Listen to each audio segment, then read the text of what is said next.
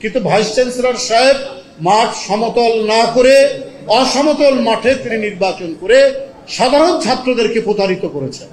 আগামী জাতীয় নির্বাচন অত্যন্ত ঝুঁকিপূর্ণ হয়ে যাবে। আগামী জাতীয় নির্বাচন অনেক প্রশ্ন উঠবে। আমরা বলেছিলাম যে ডাকসু নির্বাচন, এই ডাকসু নির্বাচনের যে প্রক্রিয়ায় হয়েছে, যেভাবে হয়েছে, সেইটা যথার্থ হয়নি। এখানে অনেক অনিয়মের আমরা খোঁজ খবর পাচ্ছি। সেদিন আমরা বলেছি তাদের ব্যালট পেপার, ব্যালট বই, সেখানে কোনো নাম্বার ছিল না। জাহাঙ্গীরনগর বিশ্ববিদ্যালয় জাকসুতেও তাই। একজন ভোটার সকালবেলায় হাতে লিখে সই করে তাকে ভোটার বানানো হয়েছে, কিন্তু এটা কর্তৃপক্ষ আমলে নেয়নি। ঢাকা বিশ্ববিদ্যালয়ের কর্তৃপক্ষ তাদের বিরুদ্ধে যে অনিয়ম, তাদের বিরুদ্ধে যে সমস্ত অভিযোগ উঠেছে সেগুলো আমলে নেয়নি, পাত্তাই দেয়। কিন্তু প্রতিদিন আমরা দেখতে পাচ্ছি অনিয়মের একটার পর একটা চিত্র, একটা ছবি ভেসে আসছে।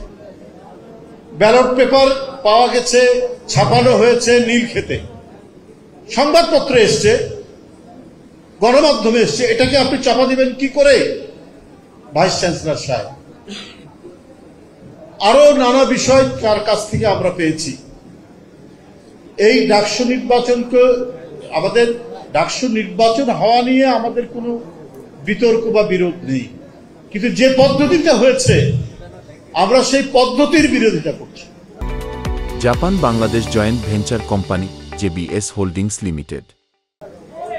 আমরা বলেছি যে মাঠ সমতল রেখে রাখা ছাড়া নির্বাচন করা উচিত নয়, কিন্তু ভাইস চ্যান্সেলর সাহেব মাঠ সমতল না করে অসমতল মাঠে তিনি নির্বাচন করে সাধারণ ছাত্রদেরকে প্রতারিত করেছেন। এই কথা একবার বলেছি আমি, সেটা আবারও প্রমাণিত হলো যে নীলক্ষেত থেকে ব্যালট পেপার ছাপানো হয়েছে। তো তাহলে কোনো একটি মহল বিশেষ, কোনো একটি রাজনৈতিক সংগঠন বা কারো উদ্দেশ্য সাধনের জন্য বিশ্ববিদ্যালয় কর্তৃপক্ষ একগুয়ে ভাবে এই ডাকসু নির্বাচন করেছে। সবারই প্রত্যাশা ডক্টর ইউনূস সাহেবের এই সময়টাতে শেখ হাসিনার আমলের যত পাপ, যত অনিয়ম, যত অনাচার,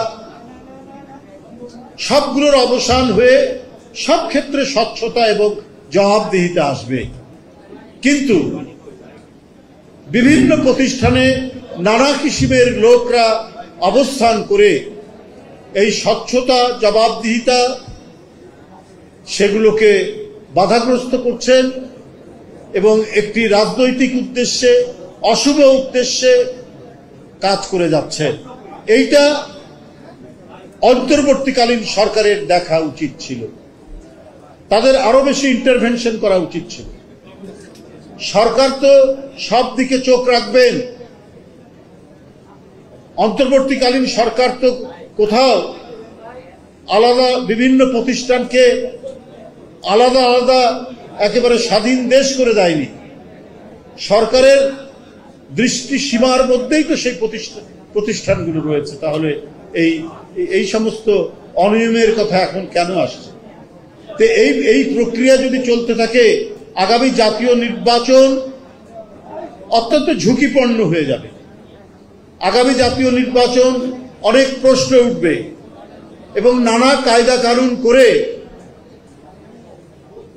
উদ্দেশ্য প্রণোদিতভাবে কোনো ফলাফল করা হবে কিনা এই নিয়ে জনমনে প্রশ্ন দেখা দিয়েছে।